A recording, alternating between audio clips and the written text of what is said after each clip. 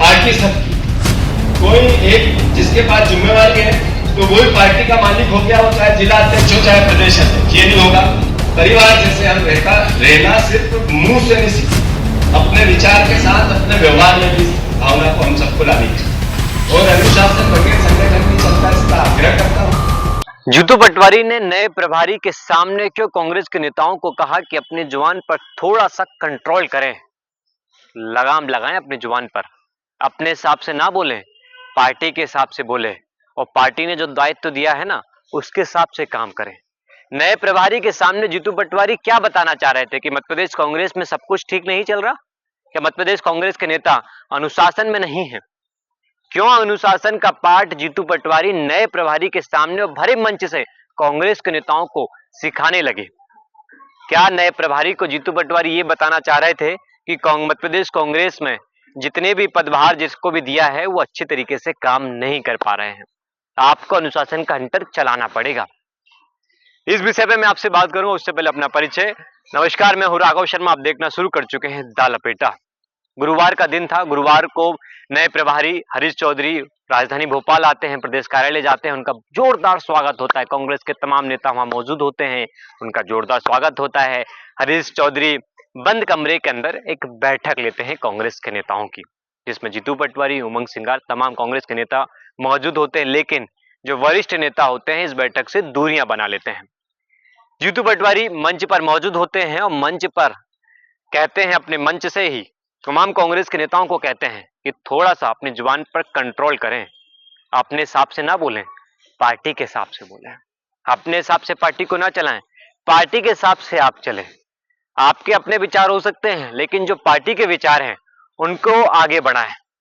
जीतू पटवारी ने किसकी तरफ इशारा किया है?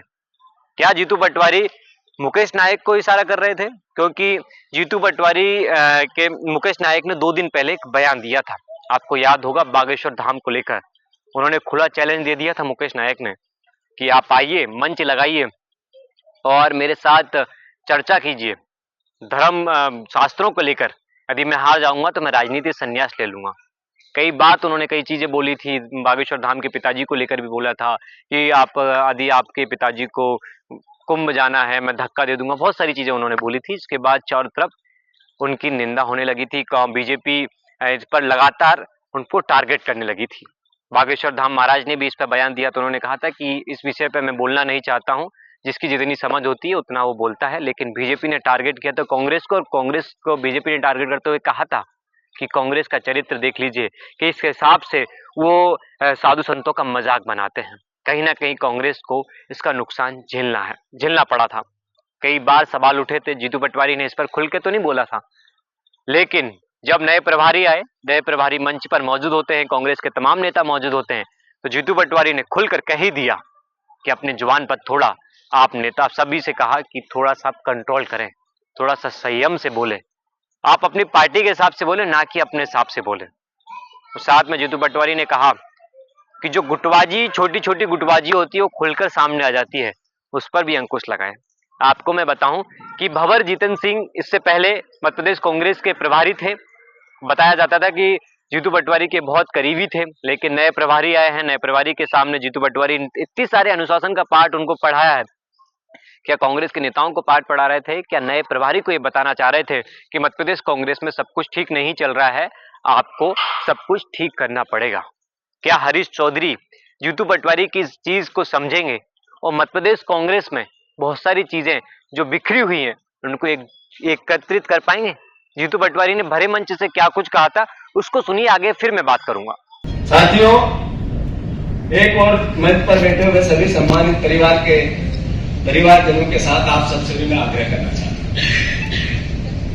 हम अपने जीवन में माता पिता का अपना स्थान होता है, ईश्वर का भी अपना स्थान होता है, ऐसे विचार का भी अपना स्थान होता है। हम कांग्रेस पार्टी में हैं, 25 साल से पार्टी हमारी पावर में नहीं, उसके बाद भी आप सब लगे हुए। उसका बेसिक कारण है विचार, वैचारिक रूप से हम कांग्रेस हैं। तो मेरा आपसे आग्रह है, ये जितना हम धर्म के प्रति अपना समर्पण भाव रखते हैं, जितना अपने माता पिता के प्रति अपना आदर भाव रखते हैं, उतना ही आपको विचार के प्रति भी आदर भाव रखना है।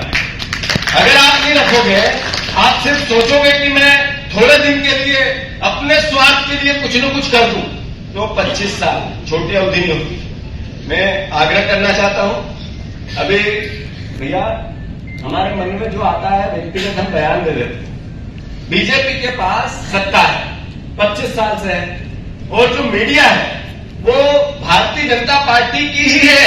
वो जैसा चाहती है वो छपवाती, उतनी जगह देती जितनी हमें आवश्यकता है, और वही देती जो वो चाहती है। हमारी छोटी छोटी डिस्प्यूट बीजेपी के लिए हथियार का काम करती, वो आपकी अच्छाई नहीं बताती, आपके 1 साल के प्रयास नहीं बताती, पर छोटी सी कोई बात हो गई उसको अखबारों में बड़ी जगह दिलवाती, वो जिला स्तर पर भी दिलवाती है और प्रदेश में भी। तो आग्रह है मेरा, परिवार जैसे हम रहना सिर्फ मुंह से नहीं सीखा, अपने विचार के साथ अपने व्यवहार में भी इस भावना को हम सबको लानी है। अनुशासन बगैर कोई संगठन नहीं चल सकता, और उससे कॉम्प्रोमाइज मैं समझता हूं। पिछले जो प्रभारी आए थे सर, उनने तो इससे समझौता नहीं किया था। मेरे को विश्वास है कि चूंकि आपने इतनी राजनीति देखी है तो आपका अपना इस पे विचार होगा ही, पर ये बात सत्य है, सच है, पार्टी सबकी, कोई एक जिसके पास जिम्मेवारी है तो वही पार्टी का मालिक हो गया, वो चाहे जिला अध्यक्ष हो चाहे प्रदेश अध्यक्ष, ये नहीं होगा। पार्टी में समन्वय, हमने एक नया और निर्णय लिया था सर पिछली बार कि हमने हर जिले में पॉलिटिकल अफेयर कमेटी समन्वय समिति बनी थी, पहले भी बनी थी। उसके आधार पर जिले के निर्णय जिले में कैसे हो, इसको मूर्त रूप देने की कोशिश करेंगे। और मैं मानता हूं इस बात को कि ये सबसे पारदर्शी व्यवस्था हो। तो मैं फिर से आप सबको खूब ढेर सारी शुभकामनाएं देता हूं, और अनुशासन बगैर संगठन नहीं चलता, इसका आग्रह करता हूं। आपने जीतू पटवारी को सुना, उन्होंने किस हिसाब से भरे मंच से अनुशासन का पाठ पढ़ाया है कांग्रेस के नेताओं को। ये इशारा किसकी तरफ था ये तो समय बताएगा, और हरीश चौधरी इस पर मंथन करेंगे। लेकिन उन्होंने मीडिया पर भी सवाल खड़े कर दिए थे कि कांग्रेस के लिए कुछ भी नहीं है मीडिया बीजेपी के लिए काम करती है।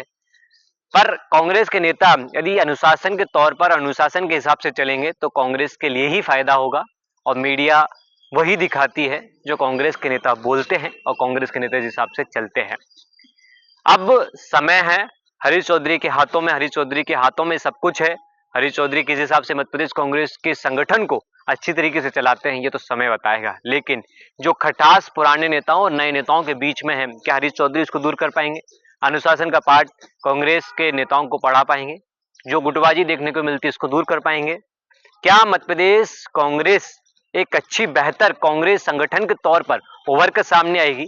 ये तो समय बताएगा। हरीश चौधरी के कार्यकाल में क्या कुछ होता है ये देखने वाली बात है। आपका इस विषय पे क्या कुछ कहना है कमेंट में जरूर बताएं।